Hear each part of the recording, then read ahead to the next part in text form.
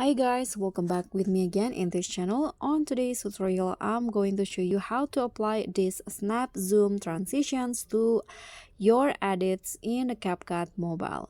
So in here, you can just prepare your clips or photos like this. And to start, you can just click on this transition box in between the clips. Now click on the camera category, and then here you can easily find the snap zoom transition, but please be noted that this transition is only for the pro users to use. So if you want to use this transition, you need to subscribe to the CapCut Pro. So click on the snap zoom and don't forget to adjust the length of the transition. If you want to apply it to all of the clips, you can just click on apply to all. Click on a check icon, and this is the final result for the snap zoom transition. So guys, that's all from me. Thank you so much for watching. Don't forget to like, comment, subscribe, and also click on thanks. Bye!